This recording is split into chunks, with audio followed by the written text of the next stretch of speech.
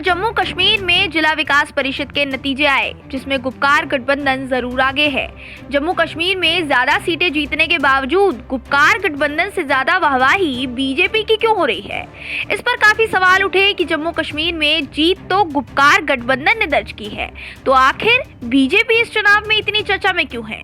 दरअसल अनुच्छेद 370 हटने के बाद पहली बार जम्मू कश्मीर में चुनाव हुए हैं, जिसमें गुपकार गठबंधन ने कई सीटें अपने नाम करके जीत हासिल की है।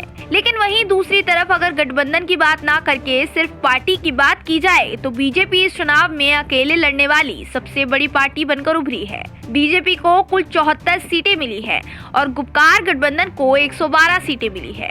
अब गठबंधन में 112 का आंकड़ा सभी पार्टियों को मिली सीटों का आंकड़ा है, लेकिन वहीं बीजेपी की सीटों का आंकड़ा अकेले बीजेपी के दम पर हासिल किया हुआ आंकड़ा है। कश्मीर में पूरी तरह से ना सही, लेकिन जम्मू में बीजेपी ने अपने पैर पसार लिए हैं।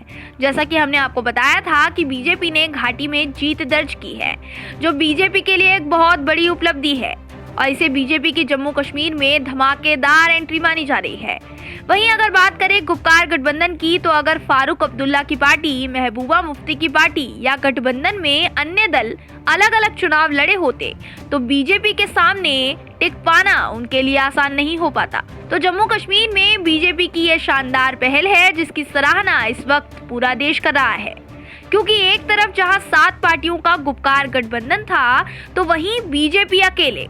इसके बावजूद बीजेपी ने गुपकार गठबंधन को कड़ी टक्कर दी है। ऐसे में लोग कह रहे हैं कि इस चुनाव में बीजेपी ने अब्दुल्ला और महबूबा परिवार को उनकी औकात बता दी है। अब अगर घाटी में नेशनल कॉन्फ्रेंस और पीडीपी को अपनी राजनीतिक जमीन बचानी है, तो ऐसे ही बीजेपी से झुंड में गठबंधन करके मुकाबला करना होगा। Bureau report, OMH news. और भी वीडियोस देखने के लिए चैनल को सब्सक्राइब करें और बेल आइकन को दबाएं।